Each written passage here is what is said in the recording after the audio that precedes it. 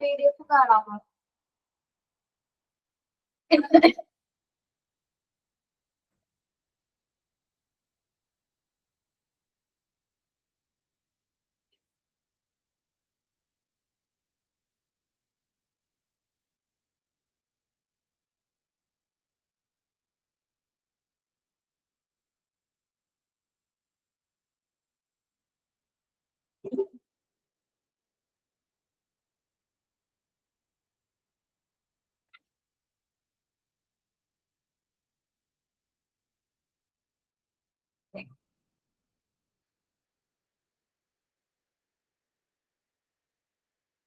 Clear ആണോ? Visible ആണോ നോക്കി.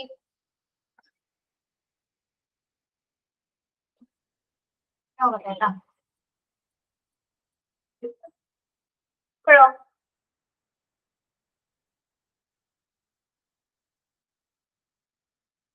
ഓക്കെ.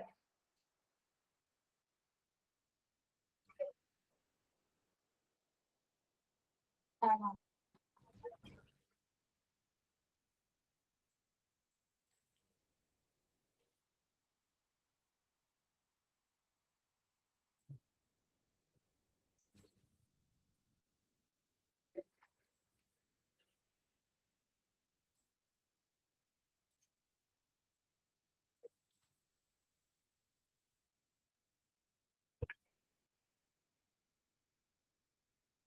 Page number 2 അടിപൊളിയായിരുന്നോ? അടിപൊളി, സൂപ്പർ.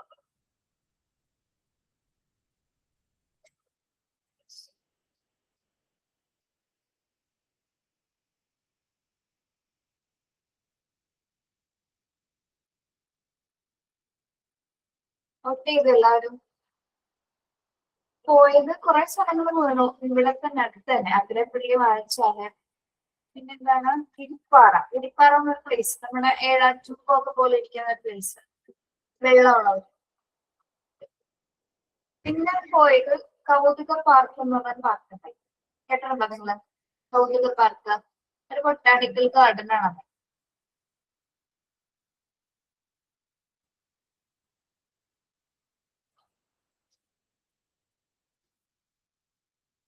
എനിക്ക് നാളെ ആണല്ലേ വന്നത്? ഓക്കെ.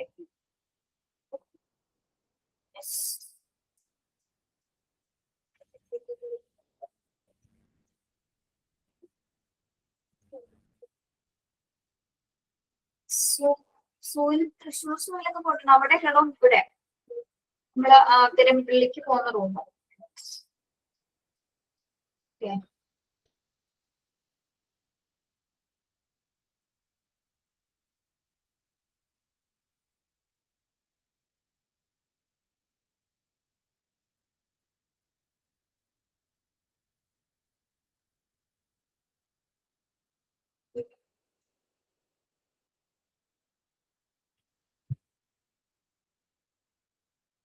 വോട്ട് ചെയ്തില്ലടോ, വോട്ട് ചെയ്തില്ല.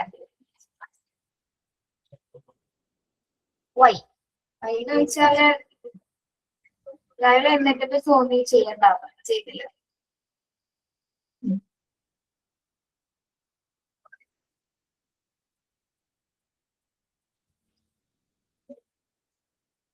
എല്ലാം ഓരോരോ തോന്നലുണ്ടായിരുന്നു. നിങ്ങളുടെ എക്സാമിന്റെ കാര്യം എന്തെല്ലാം പറഞ്ഞോ? മിസ്സിന് തോന്നില്ല എന്ന് എനിക്ക് വോട്ടില്ലായിരുന്നു. ഇല്ലാണോ അങ്ങനെ പറഞ്ഞേ?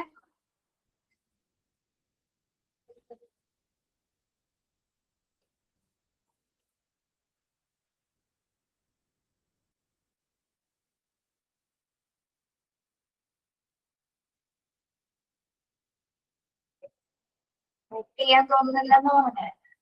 ആ,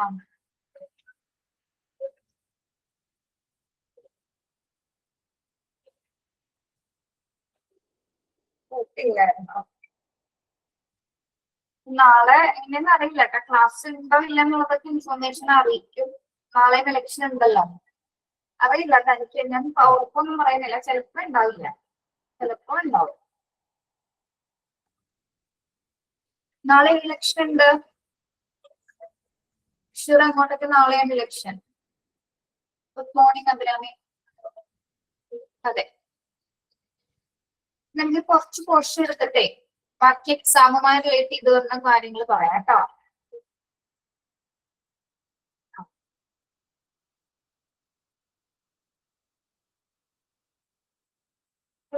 ചിലപ്പോ നിങ്ങൾക്ക് സാറ്റർഡേ ചിലപ്പോ ക്ലാസ് ഉണ്ടാവും കേട്ടോ. നാളെ ഇല്ലെന്നാണെങ്കിൽ സാറ്റർഡേ അതേ ടൈം ടേബിളിൽ ഉണ്ടാവും ക്ലാസ്. ചിലപ്പോ അപ്പൊ ഒന്ന് പ്രിപ്പയർഡ് ആയിരിക്കാം. ചിലപ്പോ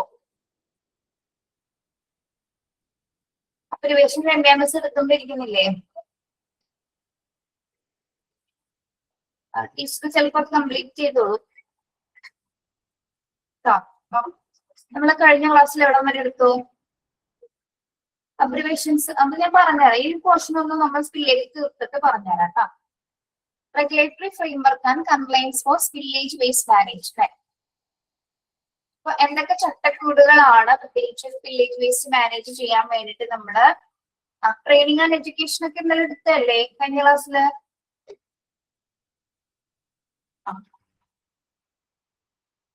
ഓക്കെ, ഇത് പറഞ്ഞിട്ട് എടുക്കാം.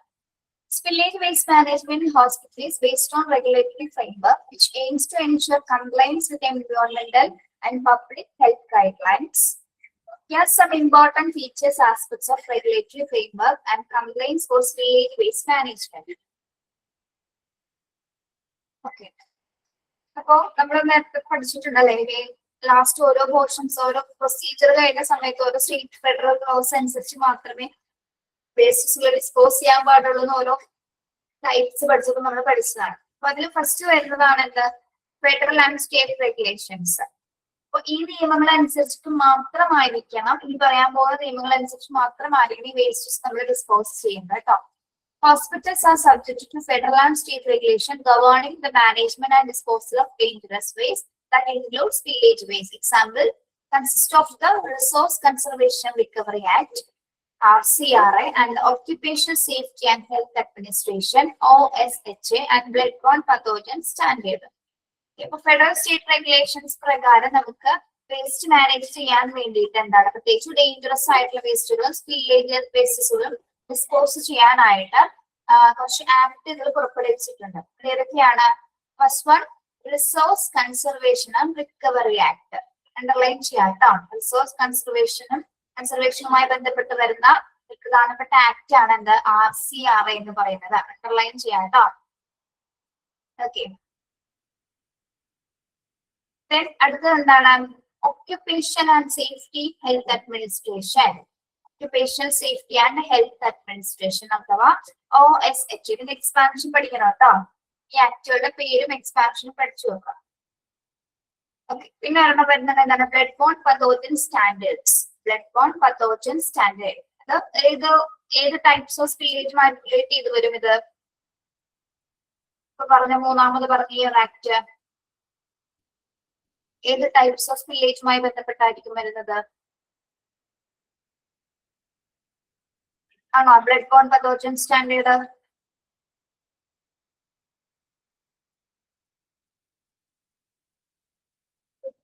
ഏത് ആക്റ്റായിട്ട് വരുള്ളൂ?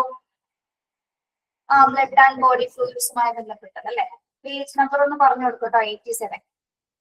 ഓക്കെ, അപ്പൊ ഫെഡറൽ സ്റ്റേറ്റ് റെഗുലേഷൻസ് പ്രകാരം സ്പില്ലേജ് വേസ്റ്റും ഡേഞ്ചറസ് വേസ്റ്റും നമുക്ക് നീക്കം ചെയ്യാനായിട്ട് നമ്മള് ഈ ആക്ടിൽ പറഞ്ഞിരിക്കുന്ന നിർദ്ദേശങ്ങൾ അനുസരിച്ചിട്ട് തന്നെയാണ് അത് ഡിസ്പോസ് ചെയ്യുന്നത്. ആക്ടുകളുടെ പേര് നിർബന്ധമായിട്ടും പഠിക്കണം കേട്ടോ. 3 ആക്ടുകൾ ഇവിടെ വരുന്നുണ്ട്.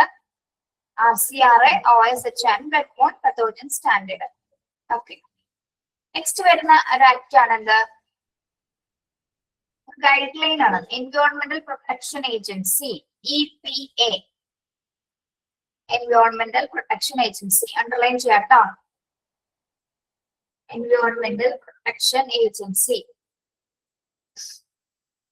EPA provide instruction for the management and disposal of dangerous waste, including spillage waste. Hospital must abide these guidelines to keep away from fines and penalties. എന്താണ്? എൻവയോൺമെന്റ് പ്രൊട്ടക്ഷൻ ഏജൻസി പ്രകാരം അതിൽ അവർ പുറപ്പെടുവിക്കുന്ന റൂൾസ് ആൻഡ് റെഗുലേഷൻസ് പ്രകാരം നമ്മളത് നിർബന്ധമായിട്ടും dangerous വേസ്റ്റും spillage വേസ്റ്റും manage ചെയ്യുന്ന സമയത്ത് അത് പാലിക്കേണ്ടതുണ്ട്. അത് പാലിക്കാത്ത പക്ഷം നമുക്ക് എന്ത് ഫേസ് ചെയ്യേണ്ടി വരും? അത് പാലിക്കാത്ത പക്ഷം ഫൈൻ ആൻഡ് പെനാലിറ്റീസ് അല്ലെ, പിഴകൾ അടയ്ക്കേണ്ടതായിട്ടുള്ള സിറ്റുവേഷൻസ് ഉണ്ടാവും. ഓക്കെ, അപ്പോ environment protection agency EPA expansion പഠിക്കണം കേട്ടോ. EPA സ്റ്റാൻഡ് ഫോർ എൻവയോൺമെന്റൽ protection agency. Then state and local permits. Hospital must get permits from state and local authorities to handle and disposal of unsafe waste, including spillage waste. എന്താണ് permits എന്ന് പറയുന്നത്? Permit എന്താണ്? Permit ഉണ്ടാന്ന് പറയില്ല, permission അല്ലെ, അനുമതി എന്ന് പറയും. എന്തിനുള്ള അനുമതിയാണ് ഇവിടെ പറയുന്നത്? സുരക്ഷിതമായിട്ട് ആ മാലിന്യങ്ങൾ കൈകാര്യം ചെയ്യാനുള്ള ഒരു അനുവാദമാണ് അല്ലെ. അതായത് സുരക്ഷിതമായിട്ടുള്ള മാലിന്യങ്ങൾ കൈകാര്യം ചെയ്യാനും എന്താണ് ആശുപത്രിയുടെ മാർഗനിർദ്ദേശങ്ങൾ അനുസരിച്ച് അതൊക്കെ ഡിസ്പോസ് ചെയ്യാനും വേണ്ടിയിട്ടാണ് നമ്മൾ ഈ സ്റ്റേറ്റ് ആൻഡ് ലോക്കൽ പെർമിറ്റ്സിന്റെ അനുമതി വാങ്ങുന്നത്. Okay, then training and certification. ആർക്കാണ് നമ്മൾ ട്രെയിനിങ് ആൻഡ് സർട്ടിഫിക്കേഷൻ കൊടുക്കുന്നത്? ആർക്കാണ്? Healthcare workers who manipulate spillage waste must get training and certification in dangerous waste management and disposal procedure to ensure compliance and regulations. Healthcare സ്റ്റാഫുകൾക്ക് നമ്മൾ ഇതുമായി ബന്ധപ്പെട്ട വ്യക്തമായ രീതിയിലുള്ള പരിശീലനങ്ങൾ കൊടുക്കണം. പ്രത്യേകിച്ച് ഡേഞ്ചറസ് വേസ്റ്റും സ്പില്ലേജ് വേസ്റ്റും മാനേജ് ചെയ്യുന്നത് എങ്ങനെയാണ്, അതിന്റെ പ്രൊസീജിയറിനെ കുറിച്ചിട്ട്, പിന്നെ അവർ പാലിക്കേണ്ട റെഗുലേഷൻസ് എന്തൊക്കെയാണ് എന്നുള്ള കാര്യങ്ങളെ കുറിച്ചിട്ട് വ്യക്തമായ രീതിയിൽ അവർക്ക് പരിശീലനം കൊടുക്കുകയോ ആ പരിശീലനത്തിന് ശേഷം അവർക്ക് ഒരു സർട്ടിഫിക്കേഷൻ അല്ലെ, അവരതിന് ഏബിൾ ആണെന്ന് അറിയിക്കുന്നതിന് വേണ്ടിയിട്ടാണ് നമ്മൾ ആ സർട്ടിഫിക്കറ്റ് അവർക്ക് പ്രൊവൈഡ് ചെയ്യുന്നത്. ഓക്കെ, ആ ട്രെയിനിങ്ങിന്റെ അവസാന ഘട്ടത്തിലാണ് നമ്മളത് പ്രൊവൈഡ് ചെയ്യുന്നത്. ഓക്കെ, യെസ്, നിർബന്ധമായിട്ട് ഈ വേസ്റ്റ് മാനേജ്മെന്റ് ചെയ്യുന്ന ഹെൽത്ത് കെയർ വർക്കേഴ്സിന് എന്തുണ്ടായിരിക്കണം? നല്ല രീതിയിൽ പരിശീലനം കഴിഞ്ഞവർ തന്നെ ആയിരിക്കണം അത് മാനേജ് ചെയ്യുന്നത്. Okay, next one, record keeping. Hospital must keep record of spillage waste management activities that include documentation of spills, handling and disposal procedure, and any follow-up action already taken. അറിയാലോ, record keeping നിർബന്ധമായിട്ട് നമ്മൾ പാലിക്കേണ്ടതാണ് അല്ലെ. അതായത് ഏത് തരം type of spillage ആണ്, ഏതൊക്കെ മാനേജ്മെന്റ് ആക്ടിവിറ്റീസ് ആണ് നമ്മൾ അവിടെ ചെയ്തിരിക്കുന്നത്, അതുമായി ബന്ധപ്പെട്ട ഡോക്യുമെന്റ്സ്, അതായത് ഡിസ്പോസൽ പ്രൊസീജിയർ ഉപയോഗിച്ച് മറ്റ് ഫോളോ-അപ്പ് ആക്ഷൻസ് എന്തൊക്കെയാണ് അതിൽ രേഖപ്പെടുത്തിയത്, എല്ലാം തന്നെ നമ്മൾ എന്തിൽ രേഖപ്പെടുത്തിയിട്ടുണ്ടായിരിക്കും? ആ സ്പില്ലേജുമായി ബന്ധപ്പെട്ട് വരുന്ന റെക്കോർഡ്സിൽ നമ്മൾ രേഖപ്പെടുത്തുക. ഓക്കെ, അതൊക്കെ നിർബന്ധമായിട്ട് പാലിക്കേണ്ട കാര്യങ്ങളാണ്. Inspections. Regulatory agencies oversees inspection of hospitals to ensure compliance with the dangerous waste management regulations. Hospital must be ready for the inspection and have a plan in place to rectify an insufficiency identified during the inspection. Okay. എന്തിനാണ് inspections നടത്തുന്നത്? Good morning Razeena, എന്താണ് വൈകിയത്?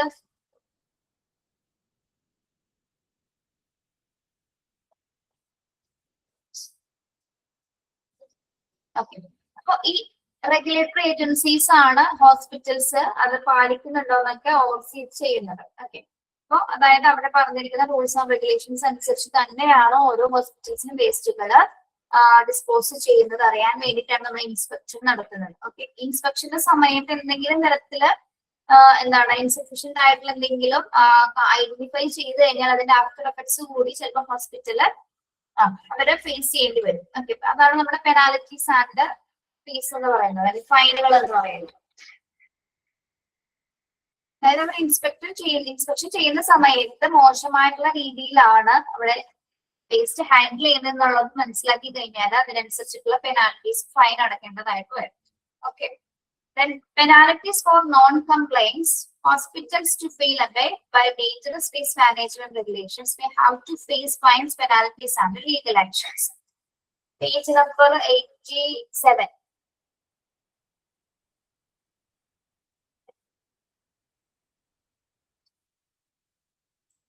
പറഞ്ഞ കാര്യങ്ങൾ അങ്ങനെ dangerous വേസ്റ്റുമായി ബന്ധപ്പെട്ടുള്ള regulations നമ്മൾ പാലിച്ചില്ലെങ്കിൽ hospital അതിൻ്റെതായിട്ടുള്ള ആഫ്റ്റർ എഫക്ട്സുകൾ ഫേസ് ചെയ്യേണ്ടി വരും കേട്ടോ. Okay, page number 88. അതുമായി അല്ലെങ്കിൽ എന്താണ് അതുമായി ബന്ധപ്പെട്ടുള്ള ലീഗൽ ആക്ഷൻസ്, ഫർദറായിട്ടുള്ള ലീഗൽ ആക്ഷൻസും ചിലപ്പോൾ ഒരു ഹോസ്പിറ്റൽ കുറച്ച് നാളത്തേക്കുള്ള പ്രവർത്തനം തന്നെ ചിലപ്പോൾ എന്താണ് സ്റ്റോപ്പ് ചെയ്യാനൊക്കെ ചിലപ്പോൾ ഇതിന് കാരണമായേക്കാം. പിന്നെ പ്രോപ്പർ ആയിട്ട് അവർക്ക് അതിന്റെ കംപ്ലീറ്റ് ചെയ്ത് അതായത് കാര്യങ്ങൾ റെഗുലേഷൻസ് ഒക്കെ അനുസരിച്ച് അവരത് കംപ്ലീറ്റ് ചെയ്ത് മാത്രമേ ചിലപ്പോൾ അവർക്ക് പിന്നെ ഹോസ്പിറ്റൽ റീസ്റ്റാർട്ട് ചെയ്യാനും പറ്റുള്ളൂ. ഓക്കെ, അപ്പൊ അതിനെ തന്നെ എന്താണ് പറഞ്ഞിരിക്കുന്ന എല്ലാ റെഗുലേഷൻസും പാലിച്ചിട്ട് വേണം ഹോസ്പിറ്റൽസ് ഡേഞ്ചറസ് വേസ്റ്റുകളും സ്പില്ലേജ് വേസ്റ്റുകളും നീക്കം ചെയ്യാനായി. Okay, yes. Compliance with the regulatory framework for spillage waste management is critical for safeguarding the environment and the public health and avoid legal and financial penalties. Hospital must be up to date on regulations and guidelines, secure the required permits, provide training and certification to healthcare workers, keep accurate records and be prepared for exceptions. Okay. നമ്മൾ ഈ മുകളിൽ പറഞ്ഞിരിക്കുന്ന എല്ലാ ഏജൻസിയും അല്ലെങ്കിൽ local state എൻവയോൺമെന്റൽ protections പ്രകാരം അല്ലെങ്കിൽ records keep ചെയ്യുന്നത് അല്ലെങ്കിൽ നമ്മൾ ഹെൽത്ത് വർക്കേഴ്സിന് ട്രെയിനിങ്സ് കൊടുക്കുന്നത് എല്ലാം തന്നെ ഈ ഒരു പാലിക്കേണ്ട കാര്യങ്ങളാണ് അല്ലെ. വേസ്റ്റ് പ്രോപ്പർ ആയിട്ട് നമ്മൾ ഡിസ്പോസ് ചെയ്യാൻ വേണ്ടിയിട്ട് നമ്മൾ പാലിക്കേണ്ട കാര്യങ്ങളാണ് ഇതെല്ലാം തന്നെ. ഇത് പാലിച്ചില്ലെങ്കിൽ അതിൻ്റെതായിട്ടുള്ള ആഫ്റ്റർ എഫക്ട്സ് കൂടെ വരും, അനുഭവിക്കേണ്ടി വരും. ഓക്കെ, അപ്പൊ അതെല്ലാം ഒഴിവാക്കാനായിട്ട് മാത്രമല്ല നമുക്ക് ഏത് സമയത്ത് വേണമെങ്കിലും ഇൻസ്പെക്ഷൻ പ്രതീക്ഷിക്കാം അല്ലെ. ആ ഇൻസ്പെക്ഷന്റെ സമയത്തായിരിക്കും എന്തെങ്കിലും ഇൻസഫിഷ്യന്റ് ആയിട്ടുള്ള കാര്യങ്ങൾ കണ്ടു കഴിഞ്ഞാൽ അവിടെ പെനാൽറ്റീസ് ഒക്കെ അടയ്ക്കേണ്ട അല്ലെങ്കിൽ ഹോസ്പിറ്റലിന് ചിലപ്പോൾ എന്താണ് വലിയൊരു ബേർഡൻ ചിലപ്പോൾ ആയേക്കാം. ഓക്കെ, ഫൈൻസ് എന്നൊക്കെ പറയും നിസ്സാര പൈസയല്ല കേട്ടോ, അത്യാവശ്യം നല്ലൊരു എമൗണ്ട് വരും ഫൈൻ അടക്കുന്ന സമയത്ത്. ഓക്കെ, അപ്പൊ ഇത് പാലിക്കുന്നത് എന്തിനു വേണ്ടിയിട്ടാണ്? പേഷ്യൻസിനും എൻവയോൺമെന്റിനും ഒരേപോലെ തന്നെ സേഫ് ആകുന്നതിന് വേണ്ടിയിട്ടാണ് നമ്മൾ ഈ വേസ്റ്റ് പ്രോപ്പർ ആയിട്ട് ഹാൻഡിൽ ചെയ്യാനായിട്ട് പറയുന്നത് കേട്ടോ. ഓക്കെ, അപ്പോൾ നിർബന്ധമായിട്ടും റെഗുലേഷൻസ് അപ് ടു ഡേറ്റ് ആയിട്ട് തന്നെ ഓരോ ഹോസ്പിറ്റൽസും ഫോളോ ചെയ്യുന്നതാണ്. ഓക്കെ, എല്ലാവരുടെ പ്രൊട്ടക്ഷൻസിന് വേണ്ടി കൂടിയാണ് നമ്മളിത് ഫോളോ ചെയ്യുന്നത്. ഓക്കെ, മനസ്സിലായോ? ഇവിടെ നിങ്ങൾ പഠിക്കേണ്ടത് ടീച്ചർ നേരത്തെ പറഞ്ഞ പോലെ ആക്ടുകളുടെ പേരും അതിന്റെ എക്സ്പാൻഷനും ഷോർട്ട് ഫോമും പഠിക്കുക കേട്ടോ. അല്ല അതിൽ പ്രത്യേകിച്ച് ഒന്നുമില്ല. ക്ലിയർ ആണോ? യെസ്. ലാസ്റ്റ് ഭാഗമാണ് സ്പില്ലേജ് വേസ്റ്റിന്റെ emerging trends and technologies in spillage waste management. നമ്മൾ നേരത്തെ ഓൺഗോയിങ് എഡ്യൂക്കേഷന്റെ കാര്യം പറഞ്ഞില്ലേ, ഇവർക്ക് ട്രെയിനിങ് ആൻഡ് എഡ്യൂക്കേഷൻ കൊടുക്കുന്ന സമയത്ത് ലാസ്റ്റ് പോയിന്റ് പഠിച്ചില്ലേ, ഓൺഗോയിങ് എഡ്യൂക്കേഷൻ കൊടുക്കണം ഫോളോ അപ്പ് എന്ന പോലെ. അതുമായി ബന്ധപ്പെട്ട കാര്യങ്ങളാണ് അല്ലെ. യെസ്, അപ്ഡേറ്റ്സുകളെ കുറിച്ചിട്ട് അവർക്ക് അതിനൊരു നോളജ് ഉണ്ടാവാൻ വേണ്ടിയിട്ടാണ്. പ്രത്യേകിച്ച് ഇപ്പൊ വേസ്റ്റ് മാനേജ്മെന്റ് ചെയ്യാനായിട്ട് നമ്മൾ പുതിയ ടെക്നോളജീസ് കൊണ്ടുവന്നിട്ടുണ്ട് അല്ലെ. Emerging trends and technologies in spillage waste management. അതായത് കുറച്ചും കൂടി ഈസി ആയിട്ട് സ്കിൽഫുൾ ആയിട്ട് നമുക്കിത് മാനേജ് ചെയ്യാനായിട്ട് ഒരു 5 ടെക്നിക്സ് ഉണ്ട്. 5 ടെക്നിക്സ് നിർബന്ധമായിട്ട് പഠിക്കണം കേട്ടോ. ഏതൊക്കെയാണ്?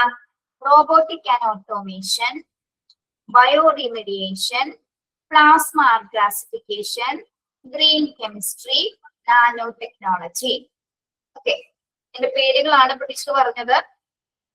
സ്പില്ലേജ് വേസ്റ്റ് മാനേജ് ചെയ്യാൻ വേണ്ട നമ്മുടെ പുത്തൻ പ്രവണതകളാണ്, പുത്തൻ ട്രെൻഡ്സ് ആണ്.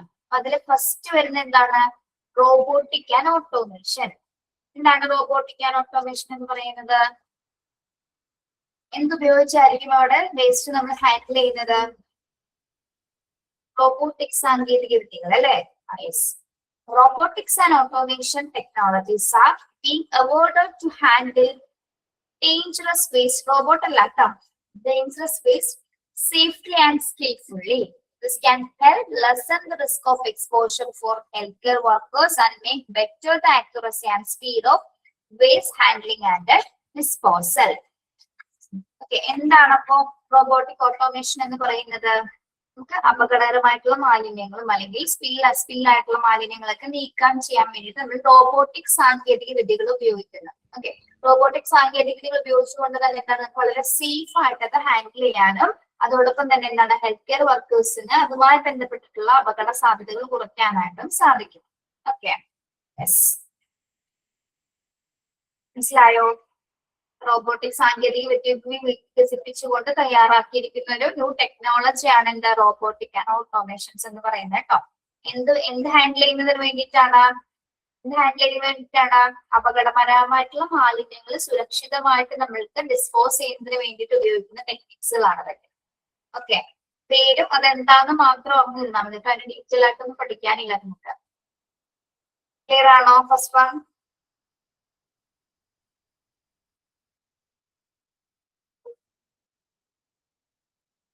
ഓക്കെ. എടോ ഈ ഇൻസാൻ ഫാസിൽ എന്ന് പറയുന്നത് പെൺകുട്ടിയാണോ?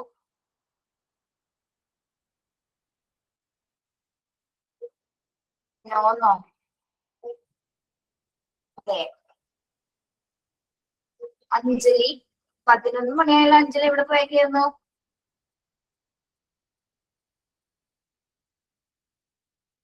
Page number 88. ഇല്ല.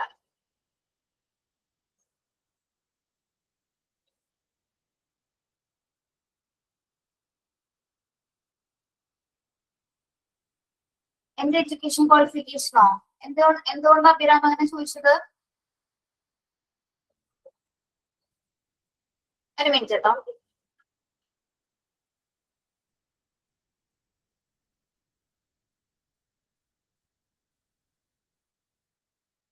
പറഞ്ഞു കഴിഞ്ഞിട്ട് വന്നാൽ മതിയോ അഭിരാം?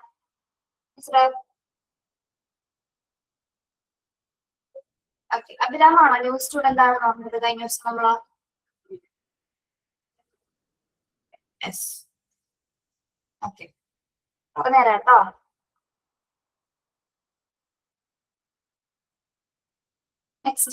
നെക്സ്റ്റ് ടെക്നോളജി എന്താണ്? Bio remediation. Okay, bio remediation. അപ്പൊ നേരം കേട്ടോ അഭിരാം. ഓക്കെ, വെയിറ്റ് ചെയ്യാം കേട്ടോ. This technology uses natural biological process to break down dangerous waste. This can be an effective and environment-friendly approach to spillage waste management. എന്താണ് bio റിമെഡിയേഷൻ എന്ന് പറയുന്നത്? ആ പേരിൽ നിന്ന് നമുക്ക് കുറച്ച് കാര്യങ്ങൾ മനസ്സിലാക്കാം. ഏതുതരം സാങ്കേതിക വിദ്യ ആയിരിക്കും പഠിക്കുന്നത്? ഏത് തരമായിരിക്കും? ബയോ എന്താണ്? എക്കോ ഫ്രണ്ട്ലി ആയിട്ട് അല്ലെ? ബയോളജിക്കൽ പ്രോസസ്, നാച്ചുറൽ ആയിട്ടുള്ള ബയോളജിക്കൽ പ്രോസസ് ഉപയോഗിച്ചുകൊണ്ട് നമ്മൾ ഡേഞ്ചറസ് ആയിട്ടുള്ള വേസ്റ്റുകളെ ബ്രേക്ക് ഡൗൺ ചെയ്യുന്നത്. അതിനെ ബ്രേക്ക് ഡൗൺ ചെയ്തിട്ടാണ് ഇതിനെ എന്ത് ചെയ്യുന്നത്? നമ്മൾ പ്രത്യേകിച്ച് ഒരു ഫ്രണ്ട്ലി അപ്രോച്ച് ആണ് അല്ലെ? മറ്റു തരം ബുദ്ധിമുട്ടുകളൊന്നും ഇല്ലാതെ തന്നെ എന്താണ് നാച്ചുറൽ പ്രോസസ്സിലൂടെ തന്നെ നമ്മൾ ഈ വേസ്റ്റസുകൾ ബ്രേക്ക് ഡൗൺ ചെയ്തതിനു ശേഷമാണ് അത് മാനേജ് ചെയ്യുന്നത്. അത്തരത്തിലുള്ള അപ്രോച്ച് ആണ് എന്ത്? ബയോളജിക്കൽ അപ്രോച്ച് ആണ് എന്ത്? ബയോ റിമെഡിയേഷൻ എന്ന് പറയുന്നത്. Okay, clear? മനസ്സിലായോ? മാലിന്യ സംസ്കരണത്തിന് ഏറ്റവും ഫലപ്രദമായിട്ടുള്ള ഒരു മാർഗം കൂടിയാണ് എന്ത്? ബയോ റിമെഡിയേഷൻ എന്ന് പറയുന്നത്. മറ്റ് ബുദ്ധിമുട്ടുകളൊന്നും ഇല്ലാത്തൊരു ഫ്രണ്ട്ലി അപ്രോച്ച് ആണ് എന്ത്? ബയോ റിമെഡിയേഷൻ എന്ന് പറയുന്നത് കേട്ടോ. Then next one, plasma arc gasification. Plasma arc gasification. ഇതെന്തായിരിക്കും നോക്കാം. Plasma arc gasification is a process that uses high temperature to break down unsafe waste. ശ്രദ്ധിക്കാൻ നോക്കൂ. High temperatures to break down unsafe waste, including spillage waste, into constant components. This technology can minimize the volume of waste, lessen the risk of exposure to dangerous substances, and regain valuable materials for reuse. എന്ത് തരം സാങ്കേതിക വിദ്യയാണിത്? നമ്മള് waste മാനേജ്മെന്റിലെ കുറച്ചുകൂടി വ്യത്യസ്തമായിട്ട് ഉപയോഗിക്കുന്ന ഒരു new trend ആണ് എന്ത്? പ്ലാസ്മ ഗ്യാസിഫിക്കേഷൻ എന്ന് പറയുന്നത്. ഇവിടെ എങ്ങനെയാണ് നമ്മൾ വേസ്റ്റ് ഹാൻഡിൽ ചെയ്യുന്നത്? ഹൈ ടെമ്പറേച്ചർ ഉപയോഗിച്ചുകൊണ്ട്, കൂടിയ താപനില ഉപയോഗിച്ചുകൊണ്ട് നമ്മൾ എന്ത് ചെയ്യുന്നു? വേസ്റ്റുകളെ, അൺസേഫ് ആയിട്ടുള്ള വേസ്റ്റുകൾ നമ്മൾ എന്ത് ചെയ്യും? ബ്രേക്ക് ഡൗൺ ചെയ്തതിന് പല പല കമ്പോണൻസുകളാക്കി മാറ്റുന്നു. അതായത് വലിയ വേസ്റ്റസുകൾ നമ്മൾ എന്ത് ചെയ്യുന്നു? അതായത് അതിന്റെ വോളിയം കുറയ്ക്കുകയാണ് ചെയ്യുന്നത്. വലിയ വേസ്റ്റുകൾ നമ്മൾ കോൺസ്റ്റന്റ് ആയിട്ടുള്ള കമ്പോണൻസ് പല പല ഘടകങ്ങളാക്കി മാറ്റിയിട്ട് അതിന്റെ ആ ഒരു വോളിയം മിനിമൈസ് ചെയ്തിട്ടാണ് നമ്മൾ അതിനെ ഡിസ്പോസ് ചെയ്യുന്നത്. ആ ഒരു സമയത്ത് ശരിക്കും അതെന്താണ്?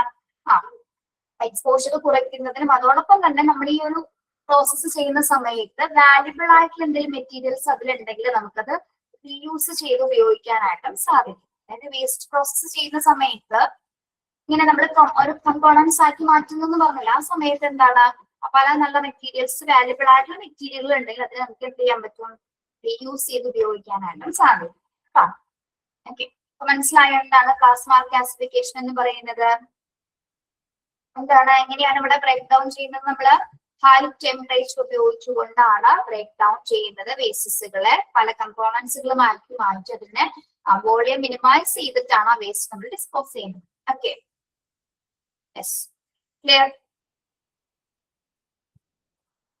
Next one, green chemistry. Green chemistry. Green chemistry is an approach to chemical design and protection that aims at reducing the use and generation of dangerous substance. This can help bring down the amount of dangerous waste produced, including leakage waste. ഇതെന്ത് approach ആയിരിക്കും? നമ്മൾ നേരത്തെ പറഞ്ഞ biological approach പഠിച്ചു. ഇത് എന്ത് തരം approach ആയിരിക്കും? അപ്പോ ഇൻ കെമിസ്ട്രി എന്ന് പറയുന്നത് കെമിക്കൽ അപ്രോച്ച് ആണ് അല്ലെ? കെമിക്കൽ ഡിസൈനിങ് ആണത്. Green chemistry is an approach to chemical design and production that aims at reducing the use and generation of dangerous substances. This can help bring down the amount of dangerous waste produced, including leakage wastes. ഇത് എന്ത് തരം approaches ആണത്? Green chemistry എന്ന് പറയുന്നത് രാസരൂപകൽപ്പനയിലാണ് ഇത് ചെയ്തിരിക്കുന്നത് അല്ലെ? അത് കെമിക്കൽ ഡിസൈനിൽ നമ്മൾ എന്ത് ചെയ്യാൻ വേണ്ടിയിട്ട് ഡേഞ്ചറസ് വേസ്റ്റുകൾ നമ്മൾ റെഡ്യൂസ് ചെയ്യുക എന്നുള്ളൊരു പർപ്പസ് കൊണ്ടാണ് നമ്മൾ ഈ ഒരു പ്രൊസീജിയർ തയ്യാറാക്കിയിരിക്കുന്നത് അല്ലെ? ഒരു കെമിക്കൽ ഡിസൈൻ ആണ് എന്താ ഗ്രീൻ കെമിസ്ട്രി എന്ന് പറയുന്നത്. എന്ത് ഡിസ്പോസ് ചെയ്യുന്നതിന് വേണ്ടിയിട്ട്? ഡേഞ്ചറസ് ആയിട്ടുള്ള സബ്സ്റ്റാൻസസ്, ഡേഞ്ചറസ് ആയിട്ടുള്ള വേസ്റ്റ്സുകൾ നമുക്ക് നീക്കം ചെയ്യുന്നതിന് ഉപയോഗിക്കുന്ന ഒരു കെമിക്കൽ അപ്രോച്ച് ആണ് എന്താ ഗ്രീൻ കെമിസ്ട്രി എന്ന് പറയുന്നത്. Okay, clear?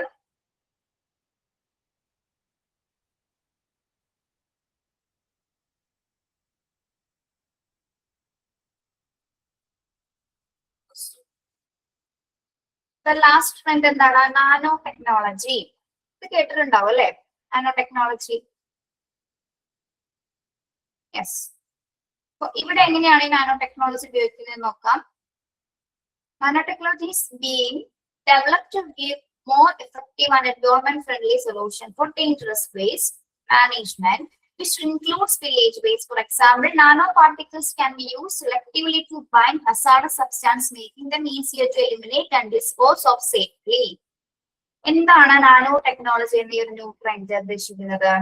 എങ്ങനെയായിരിക്കും ഇത് വേസ്റ്റ് നമ്മൾ ഹാൻഡിൽ ചെയ്യുന്നത്? ഒരു ഫ്രണ്ട്ലി അപ്രോച്ച് ആണോ?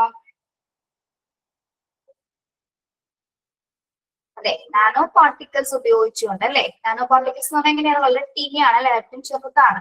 ഓക്കെ, അതായത് നമുക്ക് ഏറ്റവും കൂടുതൽ എഫക്റ്റീവായിട്ട് എൻവയോൺമെന്റിന് യാതൊരു ബുദ്ധിമുട്ടൊന്നും ഇല്ലാതെ ഫ്രണ്ട്ലി സൊല്യൂഷൻ ആണ് നാനോ ടെക്നോളജി എന്ന് പറയുന്നത്. നാനോ പാർട്ടിക്കിൾസ് ഉപയോഗിച്ചുകൊണ്ട് ഡേഞ്ചറസ് ആയിട്ടുള്ള വേസ്റ്റുകൾ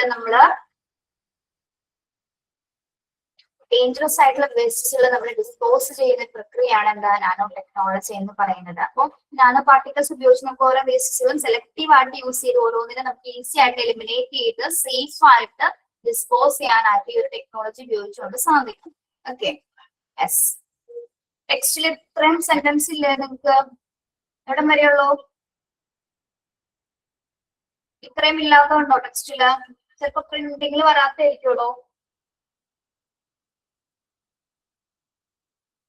ഡിസ്പോസ് വരെ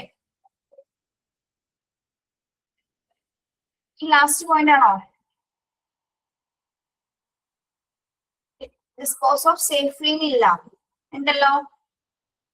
ഈ ഡിസ്പോസ് ഓഫ് സേഫ്ലി എന്ന് മാത്രം ഒന്ന് ആഡ് ചെയ്യട്ടോ. ചിലപ്പോ പ്രിന്റിങ്ങിന് വരാത്തായിരിക്കും. ഓക്കെ, ഒന്നുകൂടി നോക്കാം. Emerging trends and technologies in spillage waste management. നിർബന്ധമാക്കിയ പേരുകൾ നന്നായിട്ട് പഠിക്കണം കേട്ടോ. ഏതൊക്കെയാണ്? Robotic and automation, bio remediation, plasma gasification, green chemistry and nano technology. എന്താണ് റോബോട്ടിക് ആൻഡ് ഓട്ടോമേഷൻ എന്ന് പറയുന്നത്? റോബോട്ടിക് ആൻഡ് ഓട്ടോമേഷൻ എന്ത് തരം സാങ്കേതിക വിദ്യയാണത്?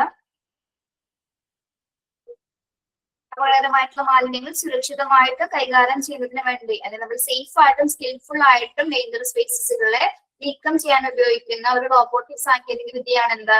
റോബോട്ടിക് ആൻഡ് ഓട്ടോമേഷൻസ് എന്ന് പറയുന്നത്. ബയോ റിമെഡിയേഷൻ എന്താണ്? that uses natural biological process അല്ലെ? നാച്ചുറൽ ബയോളജിക്കൽ പ്രോസസ് ഉപയോഗിച്ചുകൊണ്ട് നമ്മൾ ഡേഞ്ചറസ് വേസ്റ്റുകളെ ബ്രേക്ക് ഡൗൺ ചെയ്യുന്ന പ്രോസസ് ആണ്. അത് എൻവയോൺമെന്റലി അല്ലെ എഫക്റ്റീവ് ആയിട്ടുള്ള ഒരു അപ്രോച്ചസ് ആണ് എന്താ? ഫ്രണ്ട്ലി അപ്രോച്ചസ് ആണ് ബയോ റിമെഡിയേഷൻ എന്ന് പറയുന്നത്. ഗ്ലാസ് മാസ് ഗ്യാസിഫിക്കേഷൻ എന്ന് പറഞ്ഞാൽ എന്താണ്? ഹൈ ടെമ്പറേച്ചർ ഉപയോഗിച്ചുകൊണ്ട് നമ്മൾ അൺസേഫ് ആയിട്ടുള്ള വേസ്റ്റുകൾ അല്ലെങ്കിൽ സ്പില്ലേജ് വേസ്റ്റസുകൾ നമ്മൾ ബ്രേക്ക് ഡൗൺ ചെയ്ത് പല പല കോൺസ്റ്റിറ്റ്യൂന്റ് കമ്പോണൻസുകളാക്കി മാറ്റി അതിന്റെ വോളിയം മിനിമൈസ് ചെയ്തിട്ടാണ് നമ്മൾ അത് സേഫ് ആയിട്ട് ഡിസ്പോസ് ചെയ്യുന്നത്. ഈ സമയത്ത് നമുക്ക് ഏതെങ്കിലും നല്ല വാല്യുബിൾ ആയിട്ടുള്ള മെറ്റീരിയൽസ് ഉണ്ടെങ്കിൽ നമുക്ക് അത് എന്ത് ചെയ്യാൻ സാധിക്കും, റീയൂസ് ചെയ്ത് ഉപയോഗിക്കാനായിട്ടും സാധിക്കും. ഓക്കെ, ഗ്രീൻ കെമിസ്ട്രി എന്താണ്? ഗ്രീൻ കെമിസ്ട്രി കെമിക്കൽ അപ്രോച്ച് ആണ് അല്ലെ. കെമിക്കൽ അപ്രോച്ച് ഉപയോഗിച്ചുകൊണ്ട് വേസ്റ്റ് ഡേഞ്ചറസ് ആയിട്ടുള്ള സബ്സ്റ്റാൻസുകൾ നമ്മൾ അതിന്റെ എമൗണ്ട് കുറച്ചുകൊണ്ട് എന്താണ് നീക്കം ചെയ്യുന്ന ഒരു പ്രക്രിയയാണ് എന്താ ഗ്രീൻ കെമിസ്ട്രി എന്ന് പറയുന്നത്. നാനോ ടെക്നോളജി, നാനോ പാർട്ടിക്കിൾസ് ഉപയോഗിച്ചുകൊണ്ട് ഡേഞ്ചറസ് ആയിട്ടുള്ള വേസ്റ്റസുകൾ നമ്മൾ എലിമിനേറ്റ് ചെയ്ത് ഡിസ്പോസ് വളരെ സേഫ് ആയിട്ട് ഡിസ്പോസ് ചെയ്യുന്ന ഒരു പ്രക്രിയയാണെന്ത് നാനോ ടെക്നോളജി. അതും ഒരു എൻവയോൺമെന്റൽ ഫ്രണ്ട്ലി സൊല്യൂഷൻസ് ആണ്. അപ്പൊ ചിലപ്പോ ക്വസ്റ്റ്യൻസ് ഇങ്ങനെ ചോദിക്കാം കേട്ടോ, എൻവയോൺമെന്റലി ഫ്രണ്ട്ലി ആയിട്ടുള്ള 2 ട്രെൻഡ്സ് അല്ലെങ്കിൽ അങ്ങനെ ഒരു ചോദ്യം ചോദിക്കാം ചിലപ്പോ. ഇതൊക്കെയാണ്. അപ്പൊ ഏതൊക്കെ ഉണ്ടാവും? ബയോ റിമഡിയേഷൻ ഉണ്ടാവും, അതേപോലെ തന്നെ nano technology. Then C, option സിയിൽ എന്തായിരിക്കും? Both A and B. Then D all of the above. അങ്ങനെ എന്തെങ്കിലും ചോദിച്ചു കഴിഞ്ഞാൽ ആൻസർ എന്തായിരിക്കും? ആൻസർ എന്തായിരിക്കും? ബോത്ത് എ ആൻഡ് ബി കേട്ടോ. യെസ്, നമ്മുടെ ആ ചാപ്റ്റർ കഴിഞ്ഞു കേട്ടോ, സ്പില്ലേജ് വേസ്റ്റ്. ഇത് എന്തെങ്കിലും ആർക്കെങ്കിലും സംശയം ഉണ്ടോ? ഈ ന്യൂ ട്രെൻഡ്സുകള് ക്ലിയർ ആണോ? പിള്ളേർക്ക് ക്ലിയർ ആണോ?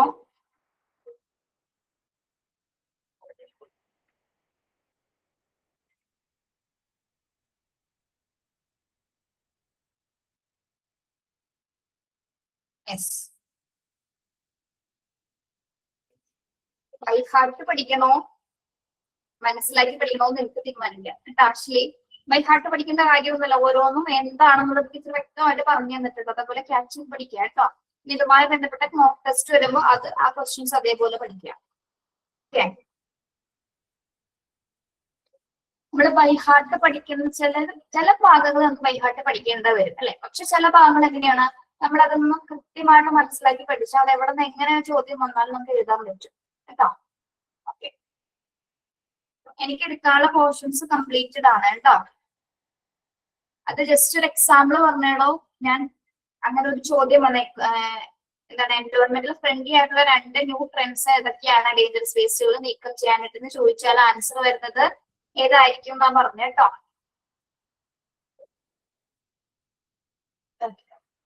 ഒരു കാര്യം പറഞ്ഞോട്ടെ, എനിക്ക് സമാധാനപ്പെടുന്നില്ല. സ്പില്ലേജ് വേസ്റ്റ് ചാപ്റ്റർ കംപ്ലീറ്റഡ് ആണ്. ഇതില് ടീച്ചർ പറഞ്ഞുതരാം, ഈ ലാസ്റ്റ് ഭാഗം ഇമ്പോർട്ടന്റ് ആണ്. അതേപോലെ തന്നെ നമ്മൾ നേരത്തെ എടുത്ത ഓരോ ആക്ടുകളുടെ പേരും ഇമ്പോർട്ടന്റ് ആണ്. പിന്നെ നമ്മൾ പഠിച്ചല്ലോ ഓരോ ടൈപ്സും എങ്ങനെ മാനേജ് ചെയ്യണം, അവിടെ ഉപയോഗിക്കുന്ന സൊല്യൂഷൻസ് എന്തൊക്കെയാണ്. മോക്ക് ടെസ്റ്റ് കണ്ടല്ലേ എല്ലാവരും? മോക്ക് ടെസ്റ്റ് അറ്റൻഡ് ചെയ്തവരല്ലേ? ക്വസ്റ്റ്യൻസ് അതേപോലെ തന്നെ പഠിക്കുക, ടെക്സ്റ്റ് നന്നായിട്ട് വായിക്കുക, അത്രയും ചെയ്താൽ മതി. പ്രത്യേകിച്ച് ഒന്നുമില്ല കേട്ടോ. അതേപോലെ എല്ലാ ചാപ്റ്റേഴ്സും. പിന്നെ ടെർമിനോളജിയിൽ നിങ്ങൾക്ക് ടിക്ക് ചെയ്തിരിക്കുന്ന ഭാഗങ്ങൾ നന്നായിട്ട് പഠിക്കുക, മോക്ക് ടെസ്റ്റ് പഠിക്കുക, അത്രേ ഉള്ളൂ. പിന്നെ ഓരോന്നും ഡിസ്പോസ് ചെയ്യുന്ന ബാഗുകൾ, ഇപ്പൊ റേഡിയോ ആക്റ്റീവ് ആയിട്ടുള്ള സ്പില്ലേജ് വേസ്റ്റ് ഏതിലായിരിക്കും എന്ന് ക്വസ്റ്റ്യൻ തന്നെ കണ്ടാൽ മനസ്സിലാവും. ഏത് ബാഗിലാണ്? റേഡിയോ ആക്റ്റീവ് ബാഗിലാണ് റേഡിയോ ആക്റ്റീവ് വേസ്റ്റസുകൾ നമ്മൾ ഡിസ്പോസ് ചെയ്യുന്നത്. നിങ്ങൾ പേടിക്കണ്ട, നിങ്ങൾക്ക് ഒരു കൺഫ്യൂഷൻ ആയിട്ടുള്ള രീതിയിൽ ഒരു ക്വസ്റ്റ്യൻസും വരില്ല കേട്ടോ. ഓക്കെ, റൂട്ട് വേർഡ്സും അബ്രിവേഷൻസും ബാക്കി ടീച്ചേഴ്സ് എടുത്തോളൂ കേട്ടോ. സാറ്റർഡേ ഒരു ക്ലാസ് കൂടിയില്ല. നിങ്ങൾക്ക് എനിക്ക് തോന്നുന്നു 13-ാം തീയതി തുടങ്ങിയായിരിക്കും സ്റ്റഡി ലീവ് ഉണ്ടാവുന്നത്. 4 ദിവസം സ്റ്റഡി ലീവ് ആയിരിക്കും 13-ാം തീയതി തുടങ്ങും. അപ്പം ആ ഒരു സമയത്ത് നിങ്ങൾ നല്ലൊരു ടൈം ടേബിൾ കിട്ടുക, നിങ്ങളുടെ സമയം അനുസരിച്ച് നിങ്ങൾ പഠിക്കുക. ഓക്കെ, ഇത്രയും ചെയ്താൽ മതി. നമ്മുടെ ടെക്സ്റ്റ് നന്നായിട്ട് വായിക്കുക, മോക്ക് ടെസ്റ്റ് പഠിക്കുക. ഓക്കെ, ഇപ്പൊ ഈ ഒരു എക്സാമിന് നിങ്ങൾ അത്രയും മാത്രം ചെയ്താൽ മതി. ഗൈഡ് നിങ്ങൾക്ക് പഠിക്കണമെങ്കിൽ പഠിക്കാം. ഗൈഡിൽ നിന്ന് ഞാൻ പറഞ്ഞല്ലോ, മെയിൻ എക്സാമിന് മാത്രമേ നമ്മൾ ഗൈഡിൽ നിന്ന് ക്വസ്റ്റ്യൻസ് ഇടാറുള്ളൂ. പഠിക്കണവര് പഠിച്ചോ, കുഴപ്പമൊന്നുമില്ല. ഇൻകേസ് അതിന് എന്തെങ്കിലും നിങ്ങൾക്ക് കൂടുതൽ അറിയണമെങ്കിൽ അങ്ങനെ പഠിച്ചെന്ന് വെച്ചാൽ കുഴപ്പമൊന്നുമില്ല കേട്ടോ. പിന്നെ അപ്പൊ നിങ്ങളിപ്പോ അടുത്ത തന്നെ എക്സാമിന്റെ കറക്റ്റ് ഡേറ്റ് ഒക്കെ അറിയും. അപ്പൊ അറിയാലോ എക്സാം എങ്ങനെയാണ്, നമുക്ക് ഓൺലൈൻ ആണ്. ക്യാമറ ഓൺ ചെയ്തിട്ടാണ് എക്സാം നടത്തുന്നത് കേട്ടോ. ക്യാമറ ഓൺ ചെയ്തിട്ട് തന്നെ നിർബന്ധമായിട്ടും എക്സാം എഴുതണം. 17-ാം തീയതി അല്ലെ. അപ്പൊ 13-ാം തീയതി സ്റ്റഡി ലീവ്, 17-ാം തീയതിയാണ് എക്സാം തുടങ്ങുന്നത്. 13, 14, 15, 16 4 ദിവസം പഠിക്കാനുള്ള സമയമുണ്ട്. ഓക്കെ. യെസ്. പിന്നെ ഒരു കാര്യം പറയാം, എക്സാമുമായി റിലേറ്റ് ചെയ്തത്. നിങ്ങൾക്ക് എക്സാമിന്റെ 17-ാം തീയതി ഏത് ടൈമാണ് തന്നിരിക്കുന്നത്? സമയം പറഞ്ഞിട്ടുണ്ടോ? ഏത് ടൈമാണ്? ഉച്ചയ്ക്കാണോ? 11 മണി തുടങ്ങി 12 മണി വരെ. ഓക്കെ. പല ടൈം ഉണ്ടാവുന്നുണ്ട്, അതൊന്നാമത്തെ ടീച്ചർ ചോദിച്ചതാണ്. ഓക്കെ. അപ്പൊ അതിന് തൊട്ട് മുന്നായിട്ട് നിങ്ങളുടെ വാട്സപ്പ് ഗ്രൂപ്പിലേക്ക് ഒരു ലിങ്ക് വരും. നിങ്ങൾ ഓൾറെഡി ഇവിടെ ക്ലാസ്സിൽ കയറുന്ന പോലെ കയറാം. ആ ഒരു സമയത്ത് നിങ്ങളുടെ വാട്സപ്പ് ഗ്രൂപ്പിൽ ഒരു ലിങ്ക് വരും. ലിങ്ക് വരുന്ന സമയത്ത് അത് ഓപ്പൺ ചെയ്യാം. ഓപ്പൺ ചെയ്യുമ്പോൾ എന്താണ്, നിങ്ങളുടെ പേരും ഇമെയിൽ ഐ ഡി നിങ്ങൾ അവിടെ ക്ലിക്ക് ചെയ്ത് കൊടുക്കുക. പേരും ഇമെയിൽ ഐ ഡിയും ക്ലിക്ക് ചെയ്ത് കൊടുക്കുക. ക്ലിക്ക് ചെയ്ത് കൊടുക്കുമ്പോൾ എന്താണ്, ക്വസ്റ്റ്യൻസ് വരും. ഓക്കെ. ക്വസ്റ്റ്യൻസ് വരുന്നിട്ട് ഓരോന്നും ഓരോ ചോദ്യങ്ങളും വ്യക്തമായി വായിച്ച ശേഷം 4 ഓപ്ഷൻസ് നോക്കുക. അതിൽ കൃത്യമായിട്ട് ഏതാണെന്നുള്ളത് നോക്കി ക്ലിക്ക് ചെയ്യാം. ഓക്കെ. അങ്ങനെ നമ്മൾ ലാസ്റ്റ് എല്ലാ ക്വസ്റ്റ്യൻ ചെയ്ത് കഴിയുമ്പോൾ ലാസ്റ്റ് ഒരു ബട്ടൺ ഉണ്ടാവും, സബ്മിറ്റ് എന്നൊരു ബട്ടൺ ഉണ്ടാവും. സബ്മിറ്റ് കേട്ടോ, പറയട്ടെ ശ്രദ്ധിച്ച് കേട്ടോ. സബ്മിറ്റ് എന്നൊരു ബട്ടൺ ഉണ്ടാവും. അത് അപ്പൊ തന്നെ ക്ലിക്ക് ചെയ്യരുത്. എന്ത് ചെയ്യണം, എഴുതിയ ക്വസ്റ്റ്യൻസുകളൊക്കെ ഒന്നും കൂടി പോയി നോക്കുക. എല്ലാം കറക്റ്റ് ആയിട്ടാണ്, ഏതെങ്കിലും നിങ്ങൾക്ക് മാറ്റി കൊടുത്തിട്ടുണ്ടെന്നുണ്ടെങ്കിൽ അപ്പൊ തന്നെ നമുക്ക് കറക്റ്റ് ചെയ്യാവുന്നതാണ് കേട്ടോ. ഓക്കെ. എല്ലാം ചെക്ക് ചെയ്തതിന് ശേഷം മാത്രം എന്ത് ചെയ്യണം, സബ്മിറ്റ് ബട്ടൺ ക്ലിക്ക് ചെയ്യാം. ഓക്കെ. മനസ്സിലായോ? ഒരു ലാസ്റ്റ് ഒരു പച്ചയായാലും നീല ഉണ്ടായിരുന്നു. അത് ക്ലിക്ക് ചെയ്ത് കഴിയുമ്പോൾ എന്താണ്, ക്ലിക്ക് ചെയ്ത ഉടനെ തന്നെ നിങ്ങൾ പോകരുത്. ക്ലിക്ക് ചെയ്ത ഉടനെ ആരും പോകരുത്. ഇവിടെ ഇൻവിജിലേറ്റർ പറയും എന്ത്, നിങ്ങൾ സബ്മിറ്റ് ചെയ്യുമ്പോൾ നിങ്ങളുടെ ഇമെയിൽ ഐ ഡി നമ്മുടെ സിസ്റ്റത്തിൽ ഇവിടെ വരും. ഓക്കെ. സിസ്റ്റത്തിൽ വരുമ്പോൾ അവര് പറയും ഓക്കെ ആരാണ്, സൈനുവിന്റെ എക്സാം സബ്മിറ്റ് ആയിട്ടുണ്ട്, ലീവ് ചെയ്തോളൂ എന്ന് പറഞ്ഞാൽ മാത്രം നിങ്ങൾ എന്ത് ചെയ്യണം, ലീവ് ചെയ്ത് പോകാൻ പാടുള്ളൂ കേട്ടോ. അല്ലാതെ ആരും പോകരുത്. ഇവിടെ നമ്മൾ സബ്മിഷൻ ഓക്കെ എന്ന് പറയാണ്ട് നിങ്ങൾ വെറുതെ സബ്മിഷൻ എടുത്തിട്ട് പൊയ്ക്കൊള്ളരുത്. സബ്മിറ്റ് ചെയ്യുമ്പോൾ എന്താ പറയാം, സാർ ഞാൻ സബ്മിറ്റ് ചെയ്തിട്ടുണ്ടെന്ന് അവിടെ ഇരുന്ന് പറയാം. ബഹളം ഒന്നും വെച്ച് ആരും പറയരുത്, ഓരോരുത്തരായിട്ട് പറയാം. ഇവിടെ നോക്കുമ്പോൾ നിങ്ങളുടെ പേര് ഇവിടെ വന്നാൽ മാത്രമേ നമ്മൾ ഓക്കെ വരുള്ളൂ. അതുവരെ നിങ്ങൾ അവിടെ വെയിറ്റ് ചെയ്യണം കേട്ടോ. അതുവരെ വെയിറ്റ് ചെയ്യാം. പിന്നെ വേറൊരു കാര്യം, 11 to 12 വരെയാണ് എക്സാം എങ്കിൽ 12 മണി വരെ എക്സാം എഴുതാൻ ആരും വിചാരിക്കരുത്. നമ്മൾക്ക് ഒരു ടൈം ഷെഡ്യൂൾ നിങ്ങൾ തന്നെ സെറ്റ് ചെയ്യണം. കാരണം 11 to 11:45 എക്സാം കഴിയുന്ന രീതിയിൽ ചെക്ക് ചെയ്യാം. ഓക്കെ. അത് വേറെ ഒന്നുമില്ല, അതൊരു ടൈമാണ്. ടൈം ഷെഡ്യൂൾ ചെയ്ത് വെച്ചാൽ നമുക്ക് കറക്റ്റ് ആ ടൈമിൽ തരും. 12 മണിവരെയൊക്കെ കഴിഞ്ഞാൽ പിന്നെ ഹറി പറയായിട്ട് എക്സാം എഴുതുന്നത് ടെൻഷൻ ആവും. അങ്ങോട്ടും ഇങ്ങോട്ടൊക്കെ ചിലപ്പോൾ ആ ലിങ്ക് പോകും, ചിലപ്പോൾ കൈയൊക്കെ തൊട്ട് ആകെ ഹറി പറയുന്നതായിരിക്കും. അതിന്റെ അവസ്ഥ വേണ്ട. നമ്മളൊരു കറക്റ്റ് ടൈം നമുക്ക് സിമ്പിൾ ആണ്. നിങ്ങൾ പരീക്ഷ തുടങ്ങുമ്പോൾ നിങ്ങൾ ഇത്രേ ഉള്ളൂ വിചാരിക്കും കേട്ടോ. ഓക്കെ. പിന്നെ വേറൊരു കാര്യം, നിങ്ങൾ സിസ്റ്റത്തിലാണെങ്കിലും നിങ്ങളുടെ ഫോണിലാണ് പരീക്ഷ എഴുതണമെങ്കിലും സിസ്റ്റം ഫോണൊക്കെ കംപ്ലീറ്റ് ആയിട്ട് ചാർജ് ചെയ്ത് വെക്കാം. ഓക്കെ. ഫുൾ ചാർജ് ആയിരിക്കണം. റേഞ്ച് ഉള്ള പൊസിഷനിൽ ഇരുന്ന് അറ്റൻഡ് ചെയ്യണം. കുടിക്കാൻ വെള്ളമോ അല്ലെങ്കിൽ മറ്റെന്തെങ്കിലും വേണം, ഇതൊക്കെ നിങ്ങളുടെ തൊട്ടടുത്ത് വെച്ചിട്ട് ഇരുന്ന് അറ്റൻഡ് ചെയ്യാം കേട്ടോ. അത് എടുക്കാൻ പോകുന്നത് ഇത് എടുക്കാൻ പോകുന്നത് ചിലപ്പോൾ നെറ്റ് എടുത്തായ എക്സാം പോകും. പിന്നെ രണ്ടാമത് ആ ലിങ്കിൽ കയറി എഴുതി വരുമ്പോഴേക്കും നമുക്കൊരു പരിധി ഉണ്ടല്ലോ, ഒരു സമയപരിധിക്കുള്ളിൽ എഴുതി തീർക്കാന്നുള്ളതാണ് അല്ലെ എക്സാം എന്ന് പറയുന്നത്. ഓക്കെ. അത് ശ്രദ്ധിക്കാം കേട്ടോ. ഇത്രയും കാര്യങ്ങൾ നിങ്ങൾ ശ്രദ്ധിക്കേണ്ടേ ഉള്ളൂ. പിന്നെ നിങ്ങൾക്ക് കൺവീനിയന്റ് ആയിട്ടുള്ള പ്ലേസിൽ പോയിട്ട് നിങ്ങൾ പരീക്ഷ ചെയ്യുക കേട്ടോ. അത്രേ ഉള്ളൂ. പിന്നെ ആരും പാസ് മാർക്കിന് വേണ്ടി ഒന്നും ആരും പഠിക്കണ്ട. നല്ല മാർക്ക് വാങ്ങിക്കാൻ വേണ്ടി മാത്രം പഠിക്കുക. 100 മാർക്ക് റിട്ടേൺ എക്സാം ആണോ ഒന്നും അല്ല. അഭിരാം ഇപ്പൊ കയറിയിട്ടല്ലോ അഭിരാം ഇതിലെ മോക്ക് ടെസ്റ്റുകൾ കണ്ടിട്ടുണ്ടോ? നമ്മൾ ഓരോ ക്ലാസ് ചെയ്യുമ്പോൾ ഒരു 5 ക്വസ്റ്റ്യൻസ് വന്നത് കണ്ടിട്ടുണ്ടോ?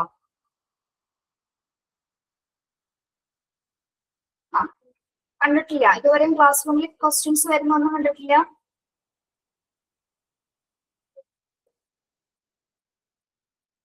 അങ്ങനെ അഭിരാമിനെ മോക്ക് ടെസ്റ്റ് ഒന്നും കിട്ടുന്നില്ലെങ്കിൽ ഇവിടെ ഓഫീസിൽ കോൺടാക്ട് ചെയ്യാം കേട്ടോ. ഗൂഗിൾ ക്ലാസ് റൂമിൽ നോട്ട് ഒന്നും കിട്ടുന്നില്ലെങ്കിൽ ഇവിടെ കോൺടാക്ട് ചെയ്യാം. അതാണ് നമ്മൾ ഓരോ മോക്ക് ടെസ്റ്റ് ഓരോ ചാപ്റ്റർ കഴിയുമ്പോൾ ഓരോ പോർഷൻ കഴിയുമ്പോൾ ഇടാറുണ്ട് 5 ക്വസ്റ്റ്യൻ വെച്ചിട്ട്. അതേ ക്വസ്റ്റ്യൻസ് തന്നെയാണ് ഇപ്പോൾ നമ്മൾ എക്സാമിന് റിപ്പീറ്റ് ചെയ്യുന്നത്. ഓക്കെ. ഇപ്പൊ 17-ാം തീയതി നമ്മുടെ മൊഡ്യൂൾ 1 മൊഡ്യൂൾ 2 പരീക്ഷയാണ് കേട്ടോ. എല്ലാ മോക്ക് ടെസ്റ്റും നമ്മുടെ ഗൂഗിൾ ക്ലാസ് റൂമിൽ കിടക്കുന്നുണ്ടാവും. കിട്ടുന്നില്ലെങ്കിൽ ഇവിടെ ഓഫീസിൽ കോൺടാക്ട് ചെയ്യാൻ അവർ അയച്ചു തരും കേട്ടോ. മാർക്ക് എപ്പോ അറിയണോ? അത് പരീക്ഷ എഴുതും നിങ്ങളാണ് കേട്ടോ. പരീക്ഷ എഴുതുമ്പോൾ തന്നെ നിങ്ങൾക്ക് അറിയാൻ പറ്റും എത്രത്തോളം മാർക്ക് നിങ്ങൾക്ക് ഉണ്ടെന്ന്. 100-ൽ 100 വാങ്ങിച്ചെന്ന് വെച്ചിട്ട് എന്താ പ്രശ്നം? പാസ് മാർക്ക് പറയില്ല. പാസ് മാർക്ക് വേണ്ടി ആരും പഠിക്കണ്ട കേട്ടോ. ടോപ്പ്, ഏറ്റവും ടോപ്പ് ആയിട്ടോ തന്നെ വിചാരിക്കാം. ഇതിൽ പാസ് മാർക്ക് കൂടുതൽ മാർക്ക് കിട്ടുള്ളൂ. നിങ്ങൾ വിചാരിക്കുന്ന പോലെ നല്ല പരീക്ഷ നിങ്ങൾക്കറിയാലോ. മോക്ക് ടെസ്റ്റ് കണ്ട കുട്ടികൾക്ക് അറിയാം. പഠിച്ച കുട്ടികളാണെങ്കിൽ സിമ്പിൾ ആയിട്ട് എഴുതാൻ പറ്റുന്ന കാര്യങ്ങളേ ഉള്ളൂ. യെസ്. പിന്നെ വ്യക്തമായിട്ട് പറയാം, ക്വസ്റ്റ്യൻ നല്ല പോലെ വായിച്ചിട്ട് മാത്രം ക്ലിക്ക് ചെയ്യുക. പെട്ടെന്ന് ഒരു ക്വസ്റ്റ്യൻ ചോദിച്ച് പെട്ടെന്ന് സി ആണ് ഓപ്ഷൻ എന്ന് പറഞ്ഞ് പോയി ക്ലിക്ക് ചെയ്യരുത്. എന്ത് ചെയ്യണം? അതൊന്ന് നന്നായിട്ട് നോക്കുക. നന്നായിട്ട് നോക്കി മാത്രം ആൻസർ ചെയ്യാൻ ശ്രമിക്കുക കേട്ടോ. എല്ലാവരും ക്യാമറ ഓൺ ചെയ്യണവരെ ഇൻവിജിലേറ്റേഴ്സ് പറയും ക്യാമറ ഓൺ ചെയ്യാനായിട്ട്. പറ്റുന്ന പോലെ നിങ്ങളത് ചെയ്യണം കേട്ടോ. ഓക്കെ,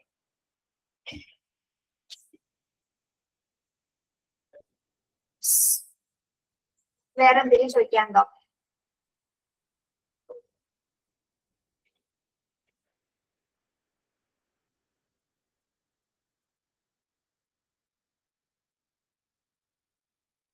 എക്സാമുമായി ബന്ധപ്പെട്ട കാര്യങ്ങൾ മനസ്സിലായോ?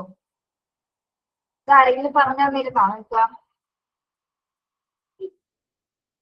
കൺഫ്യൂസ്ഡ് ക്വസ്റ്റ്യൻ ആണോ? പിന്നെയും ചോദിക്കുന്നത് നല്ല അടിയുള്ളൂ. റിവിഷന് ടൈം ഉണ്ടല്ലോ. 4 ദിവസം പഠിക്കാൻ സമയം തന്നിട്ടാണ് പരീക്ഷ നടക്കുന്നത്. പിന്നെ എങ്ങനെ നിങ്ങൾക്ക് പാസ് മാർക്ക് പോലും വേണ്ട, ഫുൾ മാർക്കിൽ പാസ്സാവാം. 1ഉം 2ഉം മൊഡ്യൂൾ ഒരുമിച്ച് ഒരൊറ്റ ക്വസ്റ്റ്യൻ പേപ്പറിലായിരിക്കും നമ്മുടെ ഇത്രയും ചാപ്റ്റേഴ്സ് വരുന്നത് കേട്ടോ. 100 ചോദ്യങ്ങൾ. നെഗറ്റീവ് ഒന്നുമില്ല. ഒരു ടെൻഷൻ അടിക്കേണ്ട, വളരെ കൂളായിട്ട്. അപ്പൊ ഇത്രയും പറഞ്ഞത് ഇപ്പൊ എന്തിനാണ് ഞാൻ? എല്ലാവരെയും സംബന്ധിച്ചിടത്തോളം നമുക്ക് എക്സാം എന്ന് പറയുന്നത് ഒരു ടെൻഷനാണ്. ആ ടെൻഷനാണ് നമ്മുടെ മാർക്ക് കുറയ്ക്കാനായിട്ടുള്ള ഏറ്റവും വലിയൊരു ആയുധം എന്ന് പറയുന്നത്. അതാണ് നമ്മുടെ മാർക്ക് കുറയ്ക്കുന്നത്. ഒരു ടെൻഷനിലൊക്കെ നിങ്ങൾ വളരെ ഫ്രീ ആയിട്ട് എക്സാം അറ്റൻഡ് ചെയ്യും. നമുക്ക് എന്തായാലും അറ്റൻഡ് ചെയ്തേ പറ്റുള്ളൂ. അത് അക്സെപ്റ്റ് ചെയ്യാം. ഓക്കെ, ദെൻ ഓപ്പൺ ചെയ്ത് നല്ല രീതിയിൽ പരീക്ഷ ചെയ്ത് ഒരു ടെൻഷനും വേണ്ട. അതിനാണ് ടെൻഷൻ അടിക്കാതിരിക്കാൻ വേണ്ടിയാണ് ഇത്രയും കാര്യങ്ങൾ പറഞ്ഞു തന്നത്. വെള്ളം കുടിക്കണമെങ്കിൽ എടുത്തു വെക്കാം, ഫ്രൂട്ട്സ് വേണമെങ്കിൽ എടുത്തു വെക്കുക. ഇതൊക്കെ അല്ലെങ്കിൽ എല്ലാം കഴിഞ്ഞിട്ടായിരിക്കണം വന്നിരിക്കേണ്ടത്. ഒന്നും എടുക്കാൻ വേണ്ടി പോകരുത് കേട്ടോ. Okay, clear? ഇനിയും കൂടുതൽ പറയാൻ പറ്റില്ല. അപ്പൊ സാറ്റർഡേ ചിലപ്പോ നാളെ ക്ലാസ് ഇല്ലെങ്കിൽ സാറ്റർഡേ നിങ്ങൾക്ക് ക്ലാസ് ഉണ്ടാവും.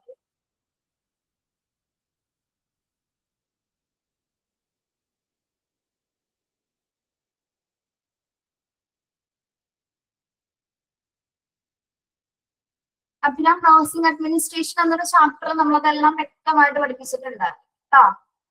മെയിൻ റെസ്പോൺസിബിലിറ്റീസ് ഒക്കെ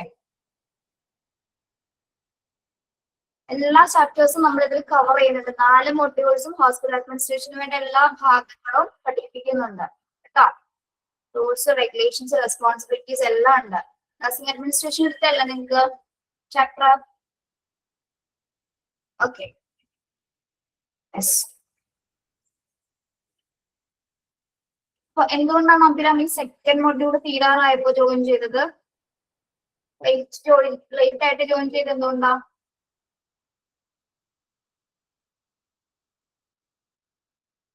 ഇവരെ സംബന്ധിച്ചിടത്തോളം, ബാക്കി സ്റ്റുഡൻസിനെ സംബന്ധിച്ചിടത്തോളം അവര് 2 മൊഡ്യൂൾസിന് അത്യാവശ്യം ചാപ്റ്റേഴ്സ് കവർ ചെയ്തവരാണ് അല്ലേ കുട്ടികളെ? യെസ്. ഞാൻ റൂട്ട് വേർഡ്സും അബ്രിവേഷൻസും കൂടി മാത്രമേ നിങ്ങൾക്ക് ബാക്കിയുള്ളൂ. ആയിട്ടെ,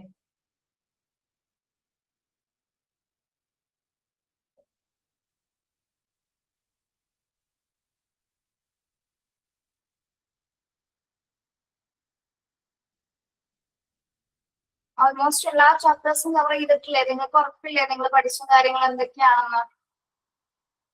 സിൻസിയർ ആയിട്ട് പറയൂ.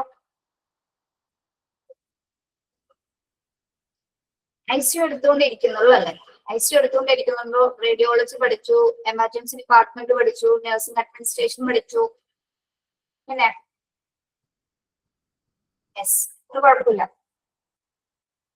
ഇത്രയും ചെയ്യാം. ലേബർ റൂം പഠിച്ചു അല്ലെ? ഓരോ സ്ഥലത്തെയും അഡ്മിനിസ്ട്രേഷൻ പ്രൊസീജിയേഴ്സ് കംപ്ലീറ്റ് ആയിട്ട് ഫസ്റ്റ് മൊഡ്യൂൾ സെക്കൻഡ് മൊഡ്യൂൾ നിങ്ങൾ കംപ്ലീറ്റ് ചെയ്യണം. Ambulance, ventilator, pharmacy, dialysis. Okay, അപ്പൊ അഭിരാമ ഒരു കാര്യം ചെയ്യണേ, നമ്മുടെ ഫസ്റ്റ് അഭിരാമ എന്തിനെങ്കിലും ക്വസ്റ്റ്യൻ ചോദിച്ചുകൊണ്ടിരിക്കുന്നേ? What are the common challenges hospital face in daily operations? നിങ്ങൾക്ക് പഠിക്കാനുണ്ടോ? ഇല്ലല്ലോ.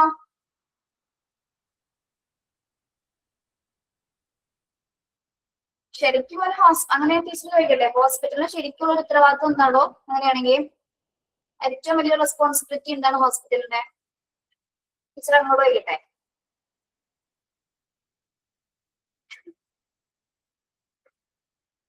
Yes, take care of patient മാത്രമാണോ? യെസ്, അതാണ് അൾട്ടിമേറ്റ്. മാത്രമല്ല വരുന്ന പേഷ്യൻസിന് സാറ്റിസ്ഫൈഡ് ആവാം, പേഷ്യന്റ് സാറ്റിസ്ഫൈഡ് ആയിട്ടുള്ള ട്രീറ്റ്മെന്റ് കൊടുക്കാൻ പറ്റണം, ഏറ്റവും നല്ല സർവീസസ് അവർക്ക് പ്രൊവൈഡ് ചെയ്യാൻ പറ്റണം. ഏത് ഡിപ്പാർട്ട്മെന്റ്, ഒരു ഹോസ്പിറ്റലിനെ സംബന്ധിച്ചും ഡിഫറെന്റ് ടൈപ്പ് ഓഫ് ഡിപ്പാർട്ട്മെന്റ്സ് ഉണ്ട്. ഏത് ഡിപ്പാർട്ട്മെന്റ്സ് ആണെങ്കിൽ വളരെ ഏറ്റവും സേഫ് ആൻഡ് ഏറ്റവും നല്ല രീതിയിലുള്ള കെയർ, എഫക്റ്റീവ് ആൻഡ് എഫിഷ്യന്റ് ആയിട്ടുള്ള കെയർ കൊടുക്കാൻ പറ്റണം. അതാണ് ഏറ്റവും ഇമ്പോർട്ടന്റ് എന്ന് പറയുന്നത്. പിന്നെ ഹോസ്പിറ്റൽ ഫേസ് ചെയ്യുന്ന ചാലഞ്ച് എന്ന് പറഞ്ഞാൽ എന്തൊക്കെയാണ്? ഫിനാൻഷ്യൽ ആയിട്ടുള്ള ഒരുപാട് പ്രോബ്ലംസ് ഉണ്ട്, അതുണ്ടായിരിക്കാം. പിന്നെ ഹെൽത്ത് കെയർ ഇഷ്യൂസുമായി ബന്ധപ്പെട്ട എന്തെങ്കിലും പ്രോബ്ലംസ് ഉണ്ടാവാം, ഇതൊക്കെ ആയിരിക്കും. അത് നിങ്ങൾക്ക് പഠിക്കാനൊന്നുമില്ല കേട്ടോ. അഭിരാമ ടീച്ചറിനെ എന്താണ് ഇങ്ങനെ ക്വസ്റ്റ്യൻ ചെയ്തുകൊണ്ടിരിക്കുന്നത്?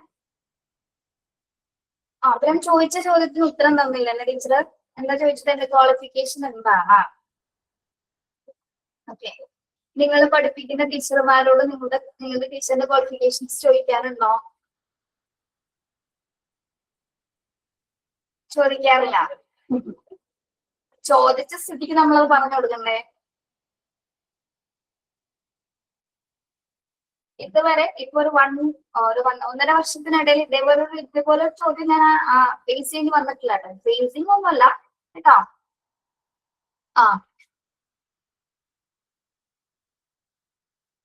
ക്യൂരിയസ് ആയിട്ട് ചോദിച്ചാണെങ്കിൽ കുഴപ്പമൊന്നുമില്ല, എനിക്ക് പ്രശ്നമൊന്നുമില്ലല്ലോ.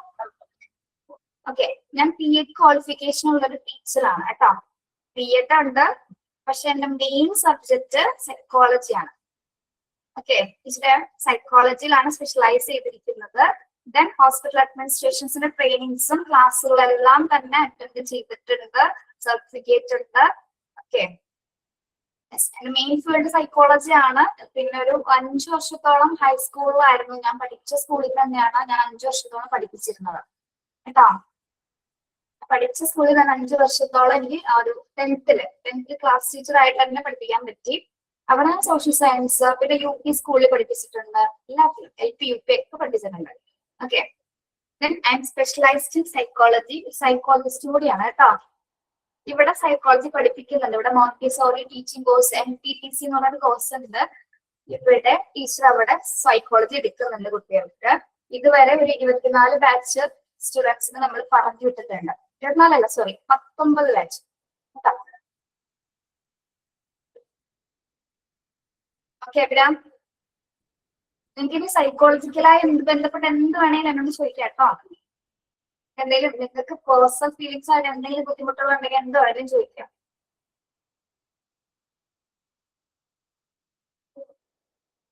ഓക്കെ, അഭിരാമ എന്തുകൊണ്ടാണ് ഇങ്ങനെ ചോദിച്ചതെന്ന് പറയാമോ?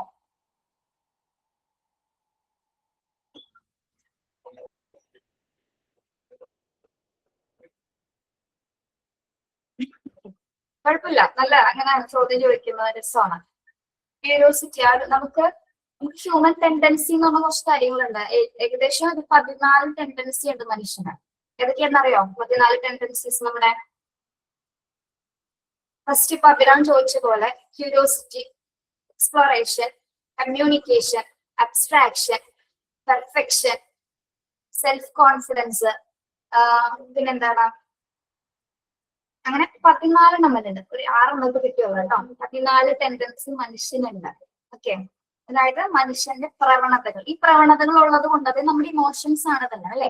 ഈ പ്രവണതകൾ ഉള്ളത് കൊണ്ടാണ് നമ്മൾ ഓരോ ദിവസം നമ്മുടെ ലൈഫ് അങ്ങനെ മുന്നോട്ട് പോയിക്കൊണ്ടിരിക്കുന്നത്. ഈ ഒരു പ്രവണത ഇല്ലെങ്കിൽ നമുക്ക് എന്താ, ക്യൂരിയോസിറ്റി ഇല്ലെങ്കിൽ നമുക്ക് എന്തെങ്കിലും കാര്യങ്ങൾ കണ്ടെത്താൻ പറ്റുമോ? ഇല്ല.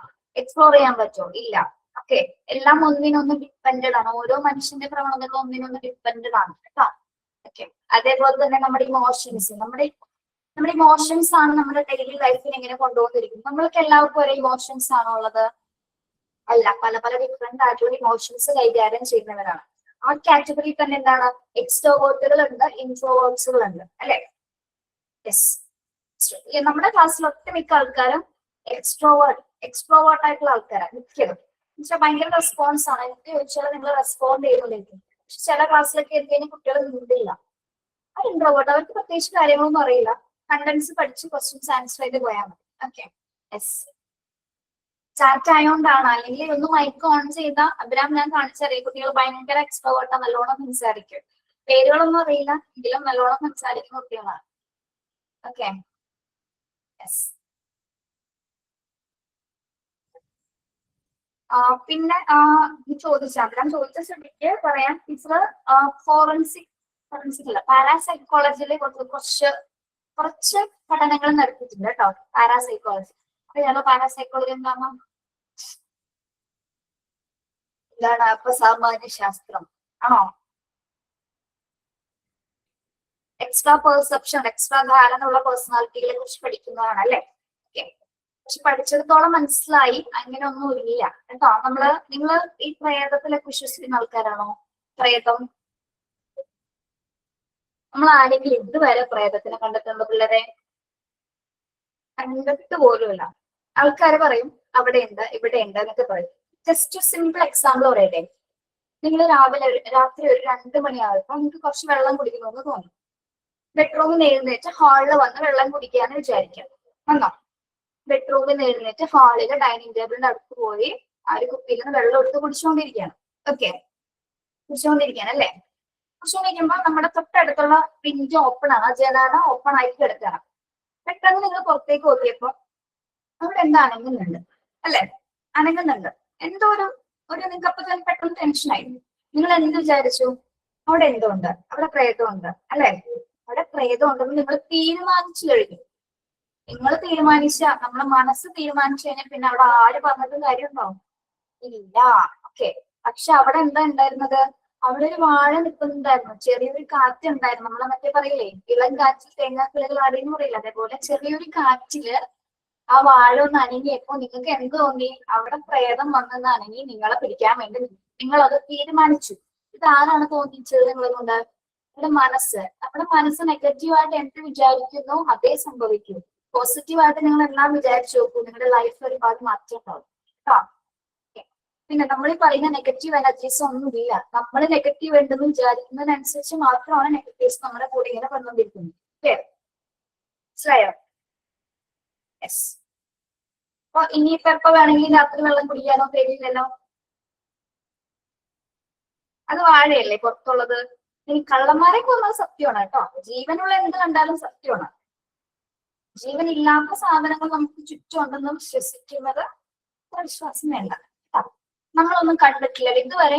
എല്ലാ പഠനങ്ങളിലാണെങ്കിൽ പോലും അതുണ്ട് ഇതുണ്ട് എന്നൊക്കെ നമ്മൾ കേട്ടിട്ടേ ഉള്ളൂ. പക്ഷെ ആരും ഇതിന് റിയൽ ആയിട്ട് കണ്ടിട്ടുണ്ടോ? നിഴലൊക്കെ കാണുന്നത്, അല്ലെങ്കിൽ നമുക്ക് മനസ്സുകൊണ്ട് ഇപ്പൊ എന്ത് വേണമെന്ന് വിചാരിക്കാൻ പറ്റും അല്ലെ? കറുത്ത രൂപം നമ്മുടെ ഫ്രണ്ടിൽ വേണം, ഒരു കറുത്തൊരു ഫേസ്, കറുത്തൊരു രൂപം നമ്മുടെ തൊട്ട് ഫ്രണ്ടിൽ വേണമെന്ന് വിചാരിച്ച് നമുക്ക് മനസ്സുകൊണ്ട് അതിനെ പ്രത്യക്ഷപ്പെടുത്താൻ പറ്റും. മനസ്സുകൊണ്ട് ഇവിടെ ഇരുന്ന് നമുക്ക് ലണ്ടൻ അമേരിക്കയിൽ പോയിട്ട് വരാൻ പറ്റും. എന്തുകൊണ്ട്? മനസ്സുകൊണ്ട് പോയി വരാൻ പറ്റും അല്ലെ? മനസ്സിന് എത്ര വേണമെങ്കിലും സഞ്ചരിക്കാൻ പറ്റും അല്ലെ? കാരണം എന്താണ്? എന്തുകൊണ്ടാണ് മനസ്സിന് എങ്ങനെ സഞ്ചരിക്കാൻ പറ്റുന്നത്? എന്തുകൊണ്ടാണ് മനസ്സിന് സഞ്ചരിക്കാൻ പറ്റുന്നത് പിള്ളേരെ? ഒന്ന് പോട്ടെ, നമ്മുടെ മനസ്സ് എവിടെ ഇരിക്കുന്നത് അതൊന്ന് പറഞ്ഞുതരോ? എവിടെ ഇരിക്കുന്നത്? വായിലാണോ, കയ്യിലാണോ, കാലിലാണോ, തലയിലാണോ? തലച്ചോറില്. ഓക്കെ, ബ്രെയിനിലാണ് ആണോ? യെസ്. നമുക്ക് ബ്രെയിൻ തരുന്ന കാര്യങ്ങൾ, ബ്രെയിൻ തരുന്ന സിഗ്നൽ അനുസരിച്ചിട്ടാണ് നമ്മൾ ഓരോരുത്തരും പ്രവർത്തിച്ചുകൊണ്ടിരിക്കുന്നത് അല്ലെ? യെസ്. ഇവിടെ നിന്നാണ് ഇൻഫോർമേഷൻസ് വന്നുകൊണ്ടിരിക്കുന്നത്. ഇമോഷൻസ്, നമുക്ക് സങ്കടമുണ്ട്, സന്തോഷമുണ്ട്, ദേഷ്യമുണ്ട്, പല പല വികാരങ്ങൾ നമ്മളിങ്ങനെ ഈ ബ്രെയിൻ തരുന്ന സിഗ്നൽ അനുസരിച്ചിട്ടാണ് അത് നമ്മൾ അവിടുന്ന് കിട്ടുന്നതനുസരിച്ച് നമ്മളത് ചൂസ് ചെയ്യുന്നു. ഓക്കെ, അത്രയേ ഉള്ളൂ. പിന്നെ അപ്പൊ പേടി എന്നുള്ള കാര്യങ്ങൾ നിങ്ങൾക്ക് ഉണ്ടെങ്കിൽ പിന്നെ എല്ലാവർക്കും കോമൺ ആയിട്ട് കുറച്ച് ഫിയർ ഉണ്ടാവും അല്ലെ? കോമൺ ആയിട്ട് ഇരുട്ട് പേടിയുള്ള ആൾക്കാരുണ്ട്, വലിയ ആൾക്കാരെ കണ്ട വെച്ചിട്ട് തടിയുള്ള ആൾക്കാരെ ടീച്ചറൊക്കെ കണ്ട പേടിയുണ്ട്, അതൊക്കെ നമുക്ക് കോമൺ ഫിയേഴ്സ് ആണ്. അതൊക്കെ നമുക്ക് മാറ്റാവുന്ന കാര്യങ്ങൾ. അല്ലാതെ നിങ്ങൾ ഈ എന്താ പറയാ അമാനുഷികമായിട്ടുള്ള ഒരു സാധനങ്ങൾ നമ്മളുടെ ഭൂമിയിൽ ഇല്ല എന്ന് തന്നെ വിശ്വസിക്കുക. ഇതുവരെ ആരും കണ്ടിട്ടില്ല. ഓക്കെ, മരിച്ചുപോയവരാരും നമ്മളോട് ഒന്നെങ്കിലും പറഞ്ഞിട്ടുണ്ടോ? പറഞ്ഞിട്ടുണ്ടോ മരിച്ചുപോയവരെ കുറിച്ച്? ജീവിച്ചിരിക്കുന്നവരല്ലേ മരിച്ചവരെ കുറിച്ച് പറഞ്ഞുകൊണ്ടിരിക്കുന്നത്, അല്ലേ? അല്ല പിള്ളേരെ? നമുക്ക് ഹോസ്പിറ്റൽ അഡ്മിനിസ്ട്രേഷൻ തീരുന്നതിന് മുമ്പ് കുറച്ച് സൈക്കോളജി പഠിക്കാം കേട്ടോ, 4th മൊഡ്യൂളൊക്കെ തീരുന്ന സമയത്ത്. ഓക്കെ,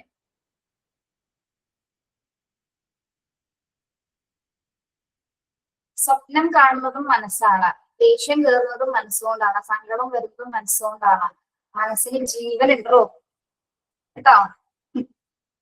ഒരു പോസിറ്റീവ് എനർജി നമ്മുടെ കൂടെ എപ്പോഴും ഉണ്ട്. അതാണ് യെസ്. ആത്മാവില്ലാണ്ടാണോ ഞാനിവിടെ കിടന്ന് ഇങ്ങനെ പറഞ്ഞുകൊണ്ടിരിക്കുന്നത്? പക്ഷെ എന്തോ എത്ര പേർക്ക് ഇപ്പൊ പുറകിലേക്ക് തിരിഞ്ഞു നോക്കാൻ ധൈര്യമുണ്ട്? എത്ര പേർക്ക് പുറകിലേക്ക് തിരിഞ്ഞു നോക്കാം? എന്തെങ്കിലും കണ്ടോ നിങ്ങള്? ഒന്നും കണ്ടില്ല, ഒന്നുമില്ല കേട്ടോ. നമുക്ക് അങ്ങനെയുള്ള കാര്യങ്ങളൊന്നും വേണ്ട, അനാവശ്യമായ പേടികൾ വേണ്ട. ലൈഫിനെ വളരെ പോസിറ്റീവായിട്ട് കൊണ്ടുപോകാൻ ശ്രമിക്കുക കേട്ടോ. സെറ്റോ വിഷമങ്ങൾ വരും, അക്സെപ്റ്റ് ചെയ്യാം. സന്തോഷങ്ങൾ വരും, അക്സെപ്റ്റ് ചെയ്യാം. നമുക്കിത് വേണ്ടാന്ന് വെച്ചിരിക്കാൻ പറ്റില്ല, നമ്മളുടെ അത് വരും അല്ലെ? അങ്ങനെയൊക്കെ നോക്കി. പിന്നെ ഒരു കാര്യം പറയാം കേട്ടോ, ലൈഫിൽ ഏറ്റവും ബുദ്ധിമുട്ടി കഷ്ടപ്പെട്ട് ജീവിതം നശിച്ചവരാണ് സൈക്കോളജി എന്ന് പറഞ്ഞ സബ്ജക്ട് പഠിക്കുന്നത് കേട്ടോ. ഇത് നശിച്ചതല്ല, ജീവിതത്തിൽ ഒരുപാട് അനുഭവങ്ങളിൽ നിന്നാണ് നമ്മളിവിടെ കണ്ടുപിടിക്കുന്നത്. എന്റെയൊക്കെ ലൈഫ് എടുത്ത് നോക്കുകയാണെങ്കിൽ എനിക്ക് പോലും അറിയാൻ പറ്റില്ല ഇങ്ങനെയൊക്കെ എങ്ങനെ ജീവിച്ചിരിക്കുന്നു കേട്ടോ.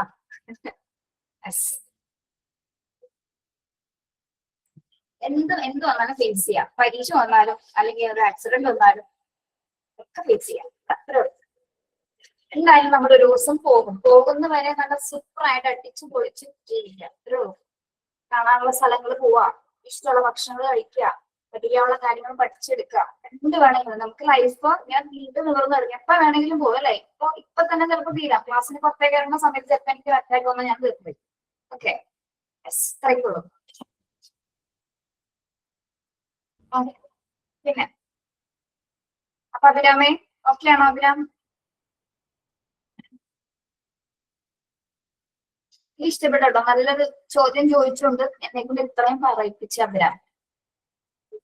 Very nice, thank you. അങ്ങോട്ട് പറയണം.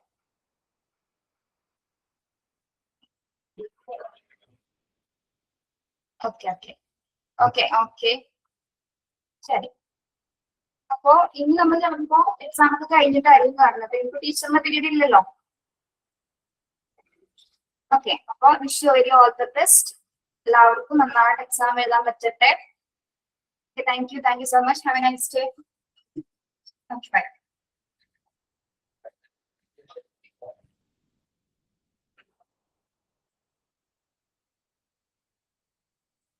ഒരു കാര്യം കൂടി പറയാം. പോവല്ലേ പിള്ളേരെ, പോയാ? ഇനി നിങ്ങളെല്ലാവരും കോൺവെക്കേഷന് വരുന്ന സമയത്ത് എല്ലാവരും വരുമല്ലോ കോൺവെക്കേഷൻ സർട്ടിഫിക്കറ്റ് വാങ്ങിക്കാനായിട്ട്. എന്നെ കണ്ടു കഴിയുമ്പോൾ നിങ്ങൾക്ക് ഇതൊന്നും തോന്നില്ല കേട്ടോ. ഞാൻ വളരെ ചെറുതാണ്, എനിക്ക് ഒട്ടും ഹൈറ്റ് ഇല്ല, വളരെ ചെറുതാണ്, പിന്നീടാണ്. കണ്ടു കഴിയുമ്പോ ടീച്ചറാണ് അത് പഠിപ്പിച്ചിരുന്നത്, ഇതാണ് സൈക്കോളജി പഠിപ്പിച്ചത്, അങ്ങനെ ഒരു തോന്നൽ ആർക്കും വേണ്ട. നമ്മൾ ഹൈറ്റോ വെയിറ്റോ ഒന്നുമല്ല നമ്മുടെ അക്കാദമിക് ആയിട്ടുള്ള കാര്യങ്ങൾ തീരുമാനിക്കുന്നുണ്ട് കേട്ടോ. അതിലൊന്നും ഒന്നുമില്ല. അപ്പൊ ഹൈറ്റ് കുറവുള്ളവരൊന്നും പേടിക്കേണ്ട, ഹൈറ്റ് കൂടുതലുള്ളവരൊന്നും വിഷമിക്കുകയും വേണ്ട. ഹൈറ്റ് ഇത്രയും കൂടി പോയെന്ന് വിചാരിച്ചു. Okay okay, thank you. എടാ എനിക്ക് അത്ര പ്രായമൊന്നുമില്ലല്ലോ അമൃത, എന്നെ കൊണ്ട പ്രായം തോന്നുന്നത് 30, ജസ്റ്റ് 30.